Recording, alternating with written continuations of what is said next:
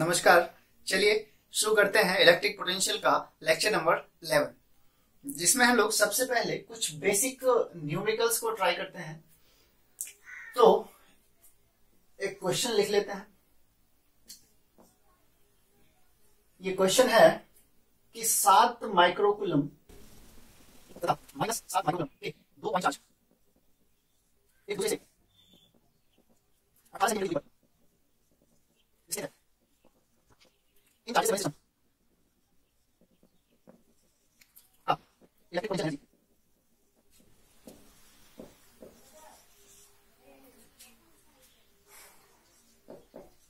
ज्ञात करें। तो ये एक न्यूमेरिकल क्वेश्चन है जो बहुत ही बेसिक क्वेश्चन है। इसको आप लोग अपने से भी ट्राई कर सकते हैं। तो इसको हम लोग ट्राई करते हैं। तो क्वेश्चन को बनाने से पहले जो क्वेश्चन में दिया हुआ है उसको हम लोग मैथमेटिकल लैंग्वेज में लिख लें पहले। तो क्वेश्चन को पढ़ने पर पता चलता है कि चार्ज दिया हुआ है। कितना चार्ज है? 2 चार्ज, और दोनों कैसे हैं? पॉइंट चार्ज, और एक दूसरे से कितना सेंटीमीटर दूरी पर स्थित है? 18 सेंटीमीटर की दूरी पर स्थित है। और क्या निकालना है? इन चार्ज से बने सिस्टम का इलेक्ट्रिक पोटेंशियल एनर्जी निकालना है। तो गिवन क्या क्या चीज है हम लोगों को?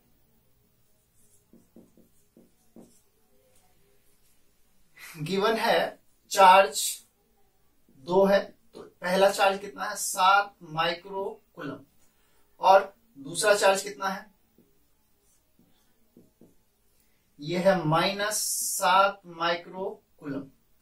और दोनों चार्ज के बीच की दूरी को संकेत किससे करते हैं? R से। और दोनों चार्ज के बीच की दूरी कितनी है? 18 सेंटीमीटर। 18 सेंटीमीटर। और क्या याद करना है? इन 2 चार्ज से बने सिस्टम का पोटेंशियल एनर्जी। पोटेंशियल एनर्जी को किससे संकेत करते हैं? U से। तो ज्ञात कर सकते हैं हम लोग। पोटेंशियल एनर्जी चाहिए हम लोगों को, और गिवन है Q1, Q2 और R। तो 2 पॉइंट चार्ज से बने सिस्टम का पोटेंशियल एनर्जी हम लोग पिछले ही क्लास में पढ़े हैं, मतलब लेक्चर नंबर 10 में। कितना होता है? 1/4 pi epsilon not Q1 Q2 by R। Q1 Q2 और ये R क्या चीज है? दोनों चार्ज के बीच की दूरी। तो इसी को हम लोग 1/4 एप्सिलॉन का SI सिस्टम में वैल्यू कितना होता है? 9 गुना 10⁻9। अब SI सिस्टम में चार्ज को लिखना है। चार्ज कितना है? 7 माइक्रोकूलम। तो Q1 है 7। माइक्रो का मतलब क्या होता है? 10⁻⁻6। गुना में क्या है? Q2। और Q2 कितना है? -7। माइक्रो का मतलब 10⁻⁻6 बट्टे R, मतलब दोनों चार्ज के बीच की दूरी। दोनों चार्ज के बीच की दूरी कितनी है? 18 सेंटीमीटर। 18, और सेंटी को हम लोग 10⁻⁻2 लिखते हैं। तो ये SI सिस्टम में सभी वैल्यू को हम लोग रख दिए। अब इसको सॉल्यूशन करना है हम लोगों को। अगर टोटल चीज SI सिस्टम में लिए हैं तो रिजल्ट भी किस में आएगा? SI में। और एनर्जी का SI यूनिट क्या होता है? जूल। तो इसको हम लोग कैंसिल आउट कर सकते हैं। 9 से 18 2 बार में कैंसिल हुआ। अब आगे इसको लिख लीजिए। 7 गुना 7 कितना होता है? 49। 49 हो गया, और माइनस था तो माइनस रख लिए। फिर क्या है? पावर। बेस सेम है तो पावर जुटेगा। तो 10⁻9 है, और -6 और -6, और बट्टे में 2। फिर गुना में क्या है? 10⁻⁻2। इसको आगे और कैलकुलेट कर सकते हैं। 2 से 49 कैंसिल हो जाएगा, 24.5। अब देखिए ये है 24.5। 6 6 12, -12 और +9 कितना होता है? तो 10⁻⁻3। फिर क्या है? 10⁻⁻2। तो यहां 10⁻⁻2 पूरा कैंसिल हो जाएगा और यहां बचेगा 10 टू द पावर -1। तो इसको आगे लिख सकते हैं हम लोग 24.5 गुना 10 टू द पावर -1 लिखा जा सकता है।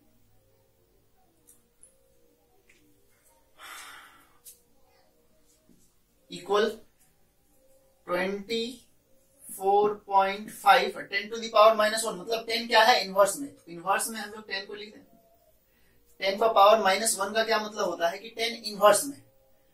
अब इसको क्या लिखा जा सकता है, एक नंबर के पीछे और पॉइंट बढ़ जाएगा तो ये हो जाएगा 2.45 और किस में आना था आंसर, जूल में, जूल।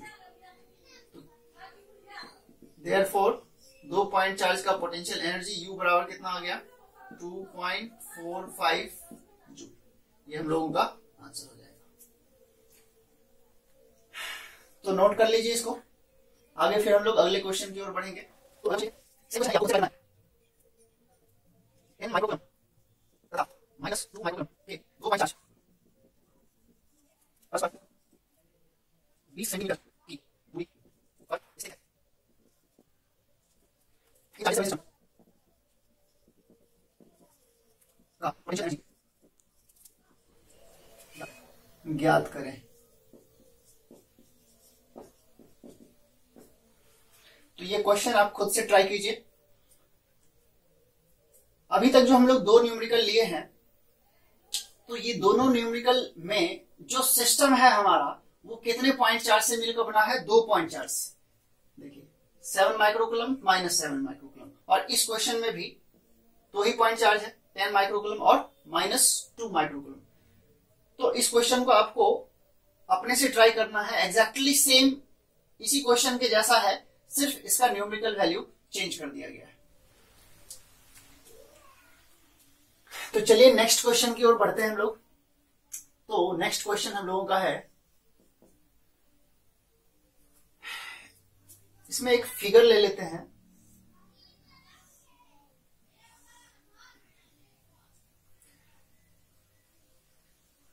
यहां पर एक पॉइंट चार्ज Q को रखते हैं, यहां पर दूसरा पॉइंट चार्ज +2Q को रखा जाता है, और यहां पर तीसरा पॉइंट चार्ज -4Q को रख दिया गया है।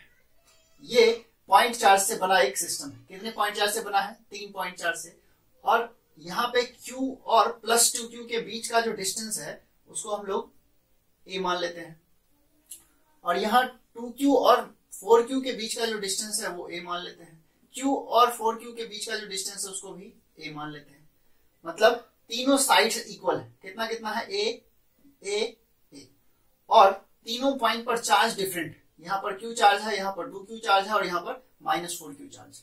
तो ये जो आप लोगों को पॉइंट चार्ज से बना सिस्टम दिख रहा है, ये कितने पॉइंट चार्ज से बना सिस्टम है, तो 3 पॉइंट चार्ज से बना सिस्टम। और इस सिस्टम का हम लोगों को पोटेंशियल एनर्जी निकालना है। तो इसको लैंग्वेज में रख लीजिए। चित्र में पॉइंट चार्ज से बने सिस्टम का पोटेंशियल एनर्जी ज्ञात करें। जहां Q का वैल्यू है 10 माइक्रोकूलम और साइड का जो लेंथ है वो है 10 सेंटीमीटर, और हम लोगों को क्या ज्ञात करना है, पोटेंशियल एनर्जी। तो जो क्वेश्चन में दिया है पहले उसको लिख लें। तो क्वेश्चन में 3 पॉइंट चार्ज दिए हुए हैं, तो चलिए ट्राई करते हैं इसको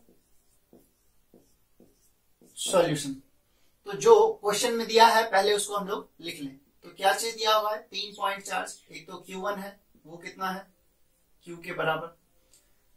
दूसरा पॉइंट चार्ज क्या है, Q2 है, वो कितना है, 2Q +2Q।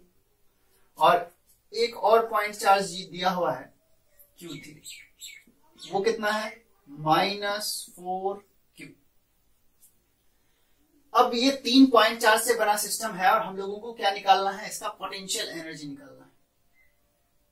पोटेंशियल एनर्जी इस सिस्टम का कितना है ये हम लोगों को चाहिए। हम लोगों को 3 पॉइंट चार्ज से बने सिस्टम का पोटेंशियल एनर्जी नहीं आता है। हम लोगों को कितने चार्ज से बने सिस्टम का पोटेंशियल एनर्जी आता है, तो 2.4 से बने सिस्टम का पोटेंशियल एनर्जी कितना होता है 1/4 pi epsilon not Q1 Q2 by R। यह है 2.4 से बने सिस्टम का पोटेंशियल एनर्जी, जो हम लोग पिछले ही क्लास में अर्थात लेक्चर 10 में सीख चुके हैं।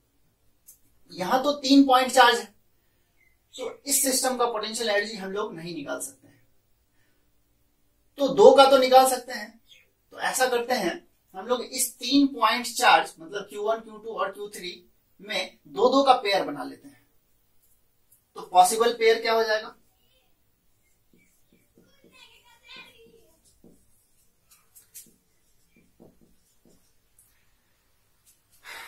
एक तो Q1 Q2 बनेगा,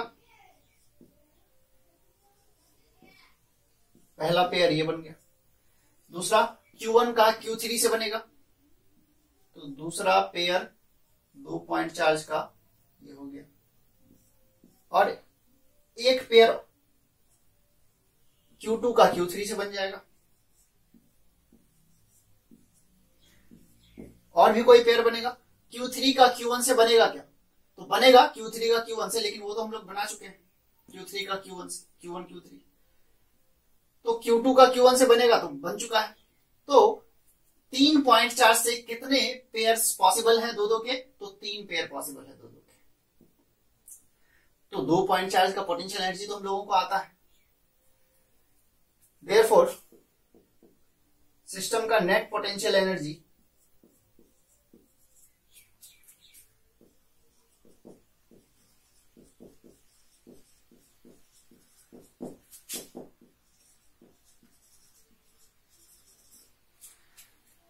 सिस्टम का नेट पोटेंशियल एनर्जी U बराबर क्या हो जाएगा, पहले पेयर का पोटेंशियल एनर्जी प्लस दूसरे पेयर का पोटेंशियल एनर्जी प्लस तीसरे पेयर का पोटेंशियल एनर्जी। तो यही 3 पेयर पॉसिबल है, तीनों का पोटेंशियल एनर्जी निकाल के तीनों को जोड़ देंगे तो इस सिस्टम का हम लोगों को क्या निकल के आएगा, टोटल पोटेंशियल एनर्जी। तो ट्राई करते हैं। तो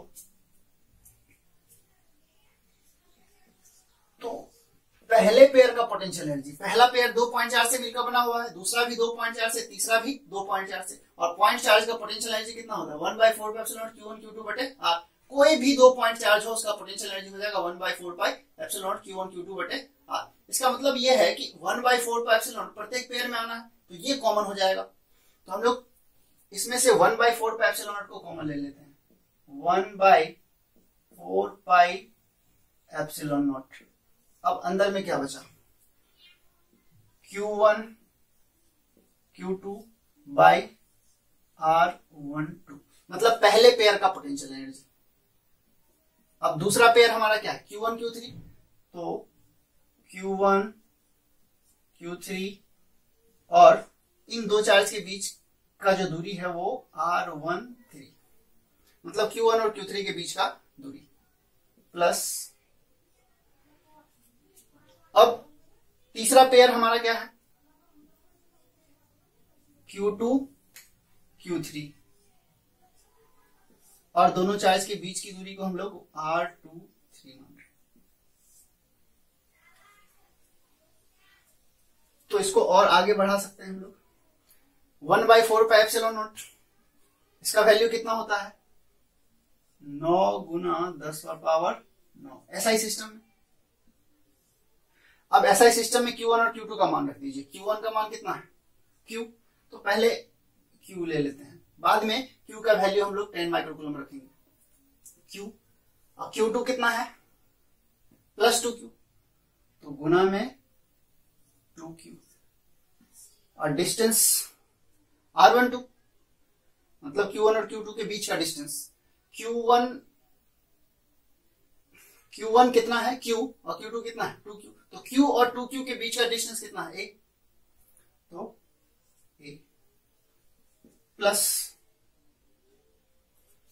फिर क्या है Q1 Q3, तो Q1 हमारा है Q और Q3 है -4Q, तो Q गुना -4Q, Q गुना -4Q, और Q और -4Q, Q और -4Q के बीच का डिस्टेंस कितना है A, प्लस फिर क्या है Q2 Q3, तो Q2 हमारा है 2Q और Q3 है -4Q, तो 2Q गुना -4Q, 2Q गुना -4Q, और 2Q और -4Q के बीच का डिस्टेंस कितना है A। अब यहां देखें तो Q गुना 2Q कितना होता है 2Q², यहां -4Q² और यहां -8Q², तो Q² तीनों में है और बटे में तीनों में A है, तो Q² बटे A कॉमन आ जाएगा, तो इसको हम लोग बाहर कर लेते हैं।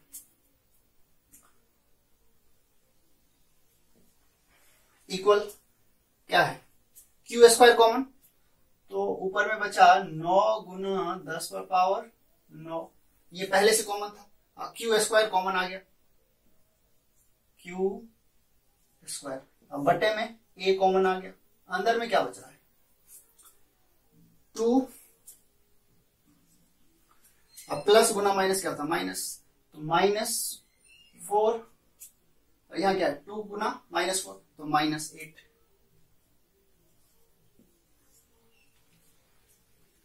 अब हम लोग वैल्यू रख सकते हैं, इक्वल 9 गुना 10 पर पावर 9, और Q का वैल्यू कितना है हमारा 10 माइक्रोकूलम, तो 10 माइक्रो मतलब क्या होता है 10⁻⁻⁶, और उसका क्या है स्क्वायर, फिर बटे में क्या है A का वैल्यू कितना है 10 सेंटीमीटर, तो 10 सेंटी का वैल्यू कितना होता है 10⁻⁻²। अब इसको कैलकुलेशन कर लेते हैं हम लोग, तो देखिए 9 गुना 10⁻⁹। अब अंदर में बेस सेम है तो पावर जुटेगा, तो 1 और -6 को जोड़ देंगे तो कितना आएगा -5, बेस सेम है पावर जुटेगा तो 10⁻⁻⁻1। आगे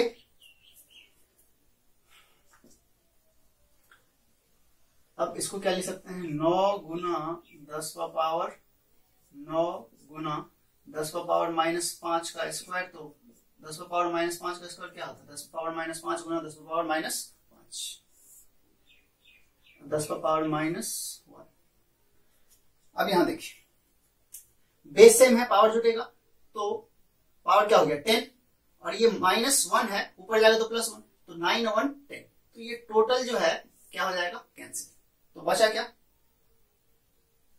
नहीं समझ में आया 10⁻⁻5 गुना 10⁻⁻5, 10⁻⁻10 और 10⁹ अब बटे 10⁻⁻1, ये -1 ऊपर जाएगा तो +1 हो जाएगा, तो ये 10⁻10 और यहाँ 10⁻−10 दोनों आपस में कैंसिल होगा, कितना बचा 1, तो ये टोटल क्या संकेत करता है 1, तो 9 गुना 1 कितना होता है 9, तो हमारा आंसर क्या हो गया। तो किसको बराबर कर रहे थे हम लोग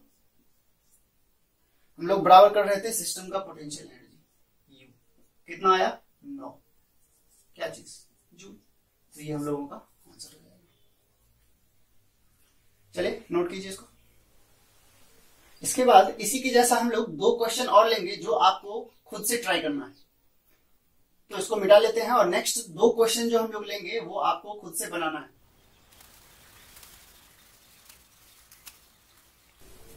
चलिए नेक्स्ट क्वेश्चन लिखते हैं जो आपको खुद से ट्राई करना है। तो ये पहला क्वेश्चन हम लोगों का, इसमें वही सेम फिगर ले लेते हैं, यहां पर चार्ज +2Q, यहां पर Q और यहां पर -4Q, इन 2 चार्ज के बीच का डिस्टेंस A, इन 2 चार्ज के बीच का भी डिस्टेंस A, और इन 2 चार्ज के बीच का भी डिस्टेंस क्या होगा A। क्या निकालना है आपको पोटेंशियल एनर्जी निकालना है चित्र में, जहां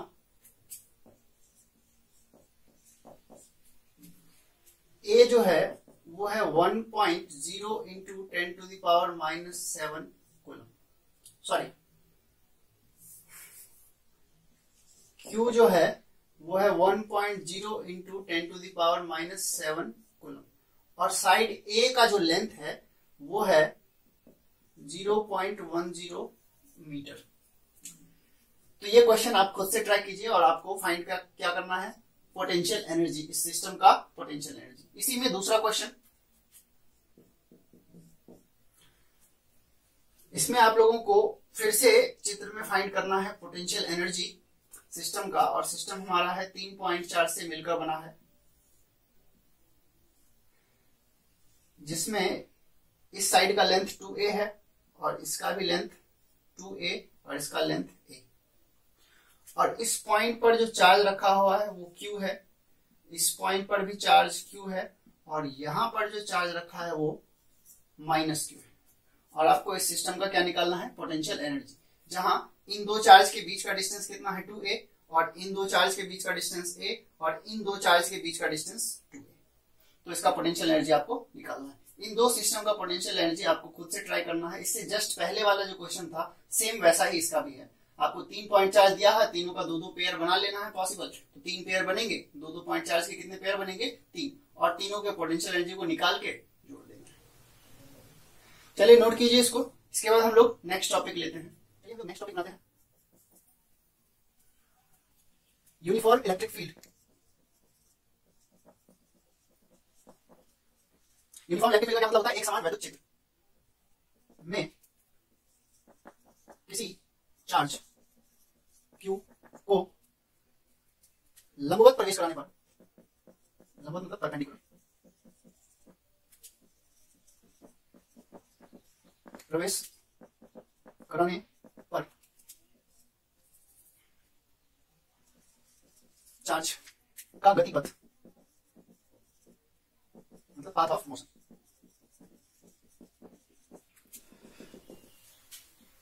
क्या होगा, ये हम लोगों को निकालना है कि वो किस तरह के पाथ पे ट्रेवल करेगा। कब, जब उसको यूनिफॉर्म इलेक्ट्रिक फील्ड में लंबवत प्रवेश कराया जाए तब। तो चार्ज लेना है, उसको एक यूनिफॉर्म इलेक्ट्रिक फील्ड में लंबवत प्रवेश करा देना है, और तब जाके हम लोगों को बताना है कि उसका पाथ ऑफ मोशन कैसा होगा, मतलब वो किस तरह के पाथ पर गति करेगा, सीधा जाएगा, टेढ़ा जाएगा, वृत्ताकार जाएगा, जिस भी पाथ पे ट्रेवल करेगा वो पाथ हम लोगों को यहाँ पे लिखना है। तो इस क्वेश्चन का आंसर देने के लिए हम लोगों को एक यूनिफॉर्म इलेक्ट्रिक फील्ड बनाना होगा। तो बना लीजिए, ये एक यूनिफॉर्म इलेक्ट्रिक फील्ड हम लोग बना लेते हैं। 2 प्लेट लेते हैं, ये है पॉजिटिव प्लेट और ये है नेगेटिव प्लेट। तो इलेक्ट्रिक फील्ड कैसा होता है, प्लस से माइनस की ओर, तो ये हमारा इलेक्ट्रिक फील्ड है, ये इलेक्ट्रिक फील्ड कैसा है, यूनिफॉर्म मतलब एक समान, कहीं ज्यादा नहीं कहीं कम नहीं।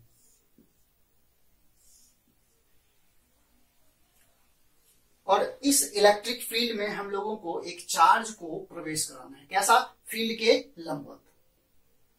तो ये एक चार्ज ले लेते हैं हम लोग और इसको प्रवेश करा देते हैं v वेलोसिटी से। कितना वेलोसिटी से, v वेग से इस चार्ज q को प्रवेश कराया गया है फील्ड के लंबवत। फील्ड प्लस से माइनस की ओर है और चार्ज को ऐसे प्रवेश कराया जा रहा है, तो ये फील्ड के लंबवत हो गया। तो हम लोगों को इसका पाथ निकालना है। अब यहां देखिए, अगर ये प्रवेश करेगा तो हम प्रवेश किधर करा रहे हैं, इस तरफ, तो इसका वेलोसिटी जो प्रारंभिक वेग जो होगा वो x अक्ष में होगा। इसको हम लोग ऐसे मान लें,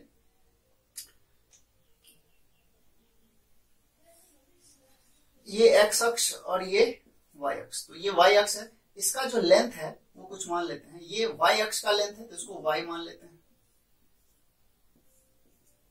और ये जो हमारा है x अक्ष का लेंथ है तो इस लेंथ को हम लोग x मान लेते हैं।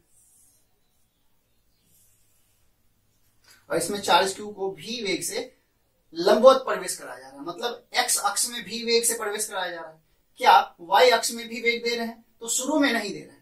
तो जैसे ही ये इस फील्ड में प्रवेश करेगा तो इलेक्ट्रिक फील्ड में होता क्या है, ये जो आपको लाइन दिख रहा है ये क्या चीज है, इलेक्ट्रिक फील्ड, जिसको हम लोग किससे संकेत करते हैं, वेक्टर ई से। इलेक्ट्रिक फील्ड, ये सब क्या है, इलेक्ट्रिक फील्ड। और इसमें फील्ड के लंबवत प्रवेश कराया जा रहा है चार्ज क्यू को, और हम लोगों को क्या निकालना है, पाथ ऑफ मोशन। तो यहां जब प्रवेश करेगा चार्ज क्यू, तो इलेक्ट्रिक फील्ड में चार्ज क्यू पर फोर्स लगेगा किधर, फील्ड के दिशा में, क्योंकि प्लस चार्ज है तो फील्ड के दिशा में ऊपर की तरफ। तो जैसे ही इस फील्ड में प्रवेश करेगा, चार्ज क्यू जा इधर रहा था और इस पे फोर्स ऊपर लगने के कारण ये अब ऊपर भी जाना स्टार्ट हो जाएगा। तो ये हम लोग प्रैक्टिकली फील कर सकते हैं कि अगर इस तरह का कुछ हुआ कि अगर शुरू में पार्टिकल इधर जा रहा है और उस पे फोर्स अगर लंबवत लगा, तो ये धीरे धीरे करके ऐसे मुड़ जाएगा। ये ट्रेवल कैसा करेगा, ये इस पाथ पे ऐसे ट्रेवल करेगा। तो ये पाथ कैसा है, क्या वृत्ताकार है, तो दिख तो नहीं रहा है कि वृत्ताकार है। हम लोग पहले इसका समीकरण निकाल लेते हैं कि क्या होगा। तो क्या कर रहे हैं, चार्ज क्यू को इलेक्ट्रिक फील्ड ई के लंबवत प्रवेश कराने, तो ऐसा हम लोग मान लेते हैं। यदि चार्ज क्यू को इलेक्ट्रिक फील्ड के लंबवत भी वेग से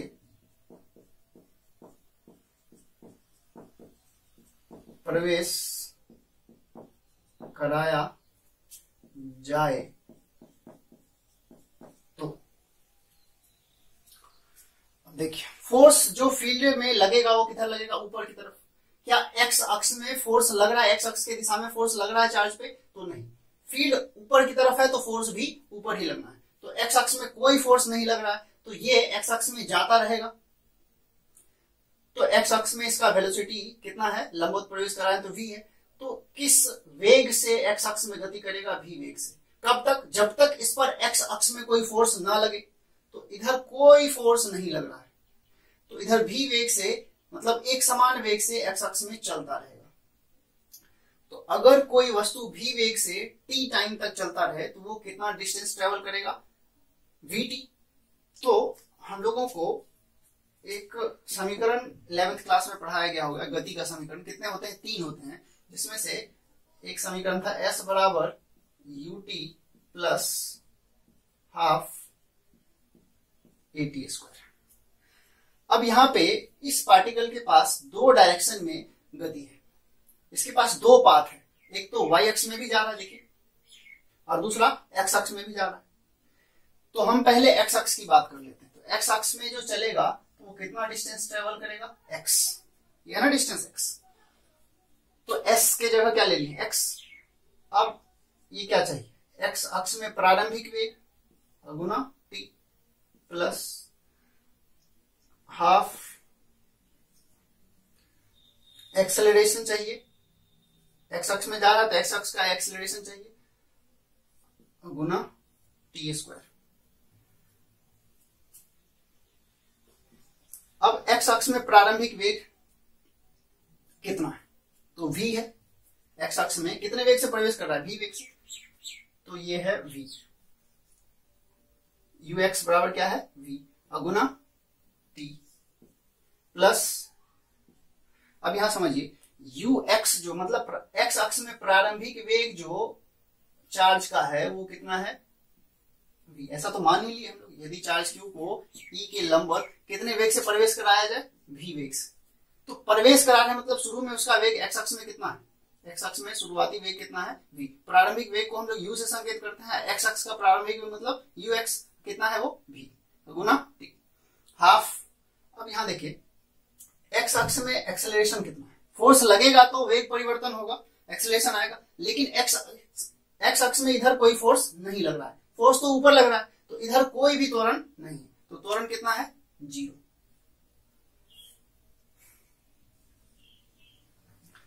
तो ये ux के जगह v गुना t कितना हो गया, vt, और ये 0 को इससे गुना करेंगे तो ये कंप्लीटली क्या आ जाएगा, 0। तो हम लोग कह सकते हैं कि x अक्ष में जो तय की गई दूरी x है वो कितना है, v गुना t। इसको इक्वेशन 1 मान लेते हैं हम लोग। अब y अक्ष में भी तो ट्रेवल कर रहा है, कितना डिस्टेंस, y। तो इसको हम लोग क्या ले सकते हैं, एंड y बराबर, ये दूरी s के जगह हम क्या ले रहे हैं, y, मतलब y अक्ष का डिस्टेंस ले रहे हैं। तो वाई अक्ष का प्रारंभिक वेग लेंगे, क्या है, यू वाई गुना टी प्लस हाफ एक्सेलरेशन किधर का लेना है, वाई का गुना टी स्क्वायर। अब इसको आगे देखिए,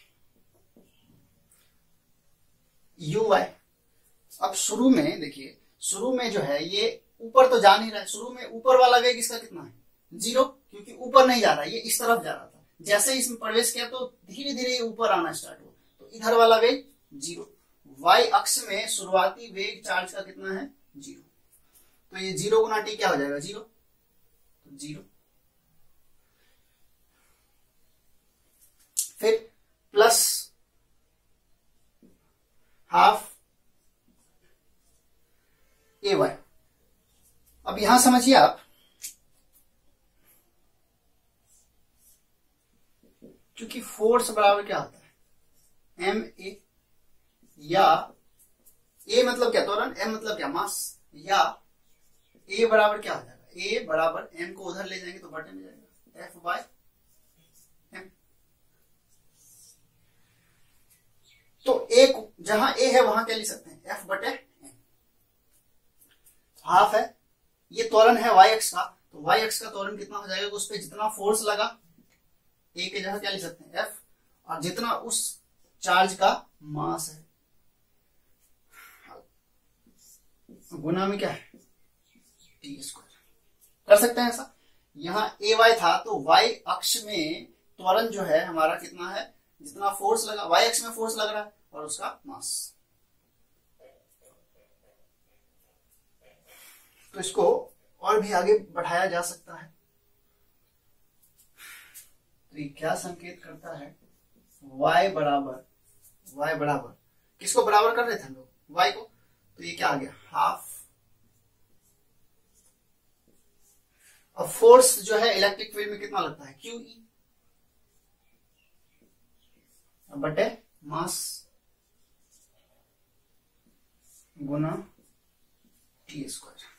अब ऐसा क्यों कर रहे हैं, इसका कारण क्या है, चूंकि इलेक्ट्रिक फील्ड बराबर क्या होता है, एफ बाय क्यू, या एफ बराबर क्या होता है, क्यू। ऐसा हम लोग चैप्टर 1 में 12th क्लास में फिजिक्स में पढ़ चुके हैं।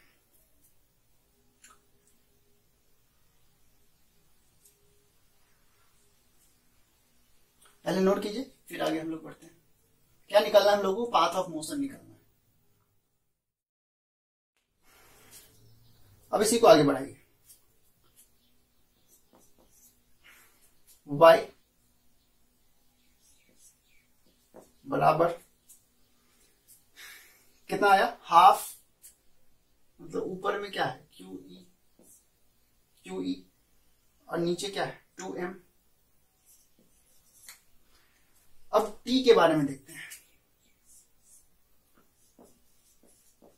फ्रॉम इक्वेशन 1, ये हमारा इक्वेशन 1, इसमें t बराबर क्या है, x, अभी को उस तरफ ले जाएंगे बटे में जाएगा, तो इक्वेशन 1 से t को क्या लिख सकते हैं हम लोग, t बराबर x बटे v,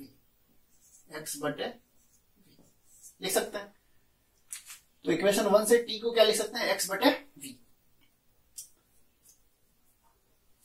तो यहां हाफ था तो हाफ दे दिए, बटे में क्या है, m है तो m दे दिए। इसके बाद ऊपर में क्या है, QE, तो QE दे दिए। गुना में क्या है, टी स्क्वायर, टी की जगह क्या लिख सकते हैं, x बाय v, और उसका क्या है ये स्क्वायर।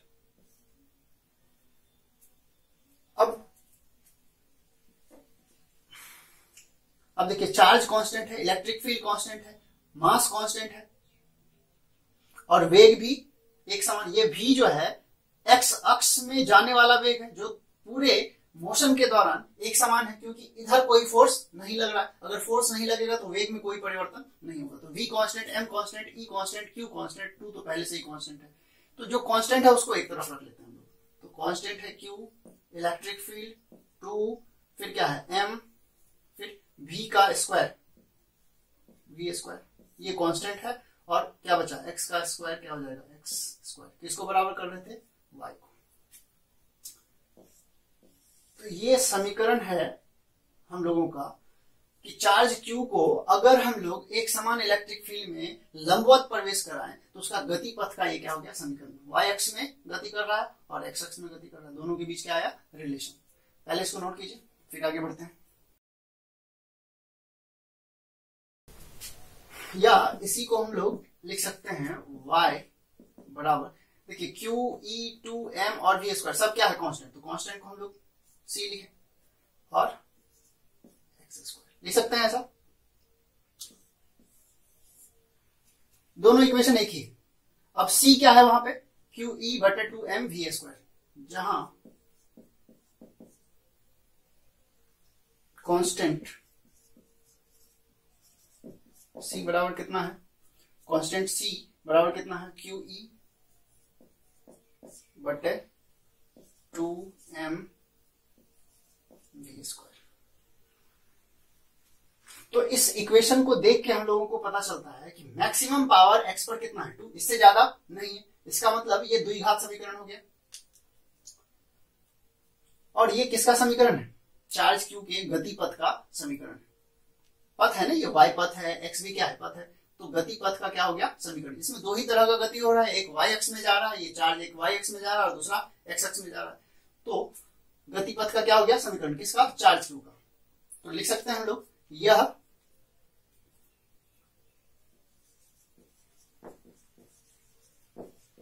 चार्ज Q के पाथ ऑफ मोशन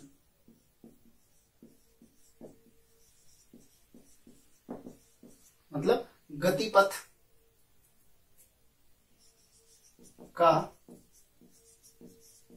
समीकरण मतलब इक्वेशन है, जो कि द्विघात समीकरण है।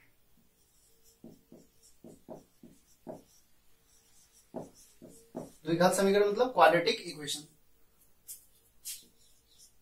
है, अर्थात यह समीकरण किसको व्यक्त करता है, परवलय को।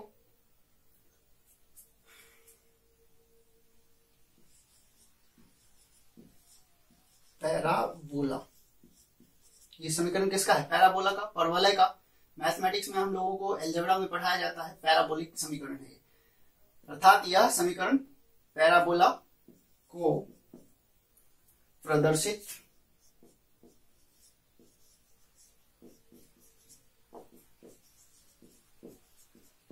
करता है। तो क्या कंक्लूजन निकला हम लोगों को चार्ज के गति के पथ का, कि ये गति पथ इसका कैसा है, परवलयकार। क्या वृत्ताकार है, नहीं। क्या सरल रेखीय है, नहीं। कैसा है, परवलयकार। इस तरह के पाथ को हम लोग क्या कहते हैं, परवलयकार। जैसे हम लोग गेंद को किसी को फेंकते हैं तो बॉल जो है ये इस तरह से जाता है, तो ये पैराबोलिक इक्वेशन है, ये पैराबोलिक पाथ कहलाता है। तो हम लोग कंक्लूजन पे आ गए कि अगर लंबवत प्रवेश कराएंगे तो चार्ज Q का गतिपथ कैसा होगा, परवलयकार। तो जहां आप लोग डैश करके वाट लिखे थे इस टॉपिक में, वहां पे क्या लिख देंगे, परवलयकार। तो इसको लिख ही लेते हैं यहाँ पे। अतः Q को वेक्टर E मतलब इलेक्ट्रिक फील्ड, मतलब चार्ज को इलेक्ट्रिक फील्ड के लंबवत प्रवेश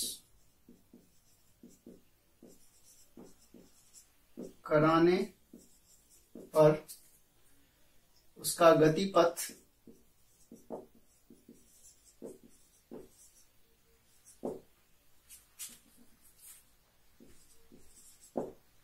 कैसा होगा, परवलयकार।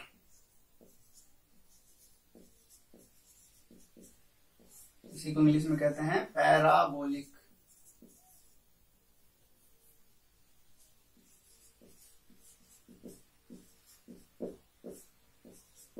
होता है।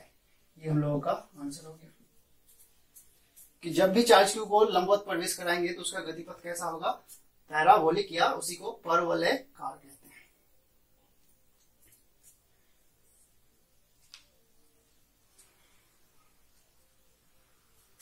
चलिए बाकी हम लोग अगली क्लास में सीखेंगे।